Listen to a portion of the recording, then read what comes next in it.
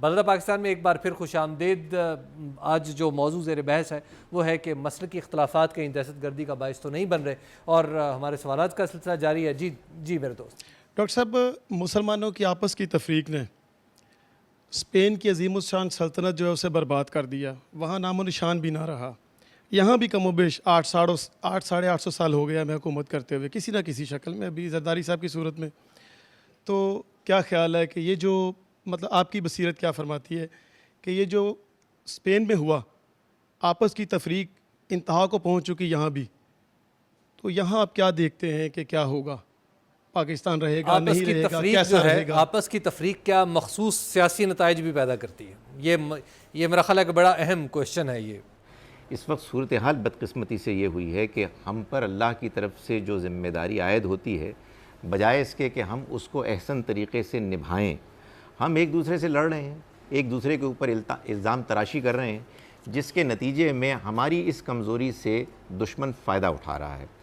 اگر فرض کیجئے کہ ہم اس بیان بازی اور آپس میں اس اختلافات اور تفریق پہ قائم رہیں، میں نہیں سمجھتا کہ اسپین کی طرح خدا نخواستہ یہاں سے مسلمان ختم ہو جائیں گے، اور وہ قومیں جو زندہ ہوتی ہیں وہ اپنے ہاں ہونے والے حادثات سے سیکھتی ہیں۔ ہمیں اس وقت کی موجودہ صورتحال کو اللہ کی طرف سے ایک اشارہ سمجھنا چاہیے، اور اس حادثے سے سمجھ کر اپنے رویے کو ٹھیک کرنا چاہیے، اور ظاہر ہے کہ اس کے پروسیس میں یہ چیز لازماً شامل ہے کہ ہم یہ دیکھیں کہ ہم دین کو کیسے سمجھتے ہیں، کیسے سیکھتے ہیں، اس میں آخر یہ کیوں ہے کہ اتنی شدت پیدا ہوتی ہے۔ میں آپ سے ایک سوال پوچھتا ہوں آپ سب لوگوں سے کہ یہ کیسے ہوتا ہے کہ ہمارے ہاں جو شیعہ پیدا ہوتا ہے وہ شیعہ مرتا ہے، جو سنی پیدا ہوتا ہے وہ سنی مرتا ہے، جو بریلوی پیدا ہوتا ہے وہ بریلوی مرتا ہے، جو دیوبندی پیدا ہوتا ہے دیوبند۔ معلوم ہوتا ہے کہ غور و فکر ہی نہیں ہے۔ معلوم ہوتا ہے کہ دین کے معاملے میں سوچنا، سمجھنا، غور کرنا، تحقیق کرنا، جستجو کرنا، ایک معاملے میں جو صحیح بات ہے اس کی تہہ تک پہنچنا، یہ چیز ہمارے یہاں مفقود ہو گئی۔ جذباتی انداز میں ہم باتوں کو سمجھتے ہیں، ایک ہی بات کو سنتے ہیں، اسی بات پر ہم اصرار کرتے ہیں، جس کے نتیجے میں صورتحال یہ ہے کہ لوگوں کے پاس موقع ہے کہ وہ ہم کو ایکسپلائٹ کریں۔ جی میرے دوست۔ جی میرا سوال ہے طاہر محمود اشرفی صاحب سے۔ یہ جو حضرت علی حجویری کے مزار پر واقعہ ہوا ہے، یہ کس نے کیا ہے اور الزام لگائے دیوبندیات پر، اور یہ صاف صاف کہا گیا ہے کہ ان کے مراکز ہیں، یہ ریمن ان کا مرکز ہے، اور ان کی شاخیں ہیں جامعہ اشرفیہ اور جامعہ منظور الاسلامیہ۔ یہ کس نے کہا؟ حکومت نے کہا یا کسی اور لوگوں یا قوم نے کہا ہے؟ میں پہلے تو گزارش کر دوں کہ اگر مجھے پتہ ہو کہ حضرت علی حجویری کے مزار پر کس نے کیا ہے تو میں تو انہیں نہ چھوڑوں اگر حکمران چھوڑنا بھی چاہیں۔ اور مجھے ایک دوست نے پچھلے دنوں ایک جملہ کہا، مجھے بہت اچھا لگا۔ اس نے کہا کن چکروں میں پڑے ہو جنہوں نے حضرت علی رضی اللہ تعالیٰ عنہ کو ممبر پہ بیٹھے ہوئے شہید کر دیا تھا، ان کے نام پہ علی حجویری کا نام ہے۔ اگر وہ سوچ تھی تو آج بھی اس سوچ کو دیکھو نا، اس تناظر میں ذرا جائیں جو انہوں نے حضرت علی کو شہید کر دیا۔ اگر انہوں نے یہاں کیا ہے تو وہ دوسری بات میں اس کی بالکل قطعاً تردید کرتا ہوں، جو لوگ پکڑے گئے قادیانیوں کی عبادت گاہوں پر حملے کے حوالے سے، انہوں نے یہ ضرور کہا کہ ہم رائے ونڈ گئے، لیکن انہوں نے یہ بھی کہا کہ ہمیں انہوں نے پکڑ کے وہاں سے 2 بار نکالا۔ اب 10-15 ہزار افراد رائے ونڈ میں ہوتے ہیں ایک وقت کے اندر۔ مجھے آپ بتائیں، آپ 10-15 ہزار افراد کو بار بار کیسے چیک کر سکتے ہیں؟ پھر انہوں نے اپنی تفتیش میں خود کہا ہے کہ جی ہم کبھی چھپ جاتے تھے، کبھی اوپر چلے جاتے تھے، کبھی 2 مرتبہ رائے ونڈ والوں نے پکڑ کے نکالا۔ میرے بھائی، یہ وہی رویہ ہے جس کی ہم بات کر رہے ہیں کہ چند افراد اپنی سوچ، اپنا رویہ، جن کی فالوئنگ نہیں ہے، بریلوی مکتبہ فکر کسی 1 یا 2 یا 4 فرد کا نام نہیں ہے۔ میں نے آپ کو بتایا مولانا شاہ احمد نورانی رحمہ اللہ، مولانا عبدالستار نیازی، ان کو صدر ملی یکجہتی کونسل کا حضرت مولانا ضیاء القاسمی کی تجویز میں بنایا گیا۔ دفاع افغانستان تو سارے دیوبندی تھے۔ دفاع افغانستان کونسل کے پہلے اجلاس کی صدارت مولانا شاہ احمد نورانی نے کی۔ تو یہ کیسے ہو سکتا ہے کہ یہ چند لوگ ہیں جن کا ایجنڈا اسی ایجنڈے سے ملتا جلتا ہے جو دہشت گردوں کا ایجنڈا ہے، اور وہ چاہتے ہیں یہاں بریلوی دیوبندی فساد ہو، لیکن یہ نہیں ہوگا۔ طاہر صاحب، میرا آپ سے ایک کوشچن ہے چھوٹا سا، جس کا جواب میں باقی بھی اپنے اصحاب سے چاہوں گا کہ وہ بھی اس پر روشنی ڈالیں۔ کیا آپ سمجھتے ہیں کہ مدرسے کے نصاب میں کچھ ایسی خوبی یا خامی ہے، کچھ ایسی خصوصیت ہے جس کی بنیاد پر صرف دیوبندی مدارس میں پڑھنے والے طلبہ ہی تشدد کی طرف راغب ہوتے ہیں؟ میں نے آپ کو گزارش ابتدا میں کی تھی کہ آپ دیکھیں اہل حدیث جو ہیں وہ بھی جہاد میں شریک ہیں، کہ یہ افغانستان چونکہ وہاں پر جو جہاد شروع ہوا وہ دیوبندی تحریکوں نے شروع کیا، کیا ہمارا شیعہ نوجوان جو ہے وہ حسن نصر اللہ کی حمایت نہیں کرتا؟ اور آج آپ اگر اجازت دیں اسے، یا آج حسن نصر اللہ جو ہے وہ اعلان کرے اسرائیل کے خلاف جہاد کا عملی طور پر، اور وہ اس کے لیے افراد مانگے، تو کیا شیعہ نوجوان جا کے اس کے ساتھ کھڑا نہیں ہوگا؟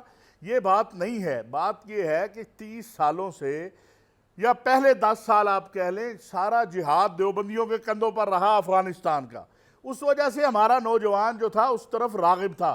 میں نے جیسے عرض کیا ایک مخصوص ذہن ہے اور اس کے بہت سارے عوامل ہیں۔ میں ایک بات علامہ صاحب نے کہی تھی، کہہ دوں کہ اہل بیت اطہار جو ہیں وہ اہل سنت کا، حضرت عمر فاروق رضی اللہ تعالیٰ عنہ کے اس قول کو میں عرض کروں گا کہ عبداللہ بن عمر آئے اور انہوں نے آگے کہا کہ بابا حسین سے میری لڑائی ہوئی ہے۔ لڑائی سے مراد بچے تھے دونوں، کوئی بات، تو حسین نے مجھے کہا اوے میرے نانا کے غلام کے بیٹے، اور وقت کا امیر المومنین ہے، تو حضرت عمر کیا فرماتے ہیں؟ حضرت عمر فرماتے ہیں بیٹا کاغذ لے جا جلدی جلدی، اور حسین سے کہو اس کاغذ پہ لکھ دے یہی بات، یہی میری نجات کے لیے کافی ہے۔ اہل بیت ہوں، خلفاء راشدین ہوں، امہات المومنین ہوں، صحابہ اکرام ہوں، ائمہ اطہار ہوں، یہ اہل سنت والجماعت کے ماتھے کا جومر ہے، اور ان میں سے کسی ایک کو کوئی تسلیم نہ کرے، ہم تو اسے مسلمان تسلیم کرنے کو تیار نہیں ہیں۔ علامہ صاحب، جہاں تک میں سمجھتا ہوں کہ مدارس دینیہ کے نصاب کا تعلق ہے، نصاب وقت کے تقاضوں کے ساتھ بدلتا ہے اور اسے بدلنا چاہیے۔ ایک دور تھا کہ درس نظامی کے حوالے سے ایک سلیبس تھا، اس میں بڑے بڑے فقہا، بڑے بڑے مفتی، بڑے بڑے عالم، لیڈر پیدا کیے، اور اس وقت بھی بیک وقت تمام شعبہ تعلیم اس میں شامل تھے۔ برطانوی استعمار نے 2 حصوں میں اسے تقسیم کر دیا، ایک کو ماڈرن ایجوکیشن کہہ دیا، ایک کو دینی تعلیم سمجھ کے گھٹیا اور انتہائی پست تعلیم کا تصور دے کر اس تعلیم کو ناکارہ پیش کرنے کی کوشش کی، لیکن علماء نے اپنے پاؤں پر کھڑے ہو کر، بوریا نشین ہو کر اس مکتب کو، اس تعلیم کو اور اس امانت کو جو خداوند متعال نے اپنے انبیاء کے ذریعے، اپنے اولیاء کے ذریعے ہم تک پہنچائی تھی، اس کی حفاظت کی اور اس امانت کو لے کے چلے۔ آج کے تمام جو وفاق کے مدارس ہیں، اور اس کے اگر کسی نے وفاق میں وہ سلیبس میں چیز نہیں ڈالی تو اپنے تئیں الگ سے اس کو شامل کر لیا ہے۔ آج انہی مدارس میں کمپیوٹر پڑھایا جا رہا ہے، مختلف لینگویج پڑھائی جا رہی ہیں، جدید سائنس پڑھائی جا رہی ہے، تاکہ آج کا طالب علم جو ہے وہ اس عالمی تناظر میں اپنی سوچ رکھے، تاکہ اسے جب حالات کا مقابلہ کرنا ہے، اس قوم کی قیادت کرنی ہے، تو دنیا اس کے سامنے ہو، اس میں پیچھے نہیں رہے لوگ۔ لہذا سلیبس کی حد تک اس میں کمی نہیں ہے، لیکن افسوس یہ ہے کہ ہم صرف ایک طرف سلیبس کی بات کرتے ہیں۔ یونیورسٹیز کے سلیبس کو ہم نے کبھی نہیں دیکھا کہ وہاں کیا کچھ ہو رہا ہے۔ کالجز پہ خربوں روپے کا بجٹ خرچ ہوتا ہے گورنمنٹ کی طرف سے، لیکن وہاں کے سلیبس کی کبھی بات نہیں ہوتی کہ اس سلیبس نے ہمیں کیا دیے ہیں، کتنے دانشور دیے ہیں، کتنے ماہرین تعلیم دیے ہیں، اور کتنی فرقہ واریت اور کتنی قتل و غارت و دہشت گردی انہی یونیورسٹیوں سے پروان چڑھ کے اس معاشرے کو تباہ و بربادی کی طرف لے کے جاتی ہے۔ افسوس یہ ہے کہ ایک مکتب فکر کو نشانہ بنایا گیا ہے۔ اگر آپ کو کلاشنکوفیں ملتی تھیں تو پہلے یونیورسٹیوں کے ہاسٹلوں سے ملتی تھیں، کالجوں کے ہاسٹلوں سے ملتی تھیں، اور انہی سٹوڈنٹس کو مختلف تنظیموں کے حوالے سے استعمال کیا جاتا تھا۔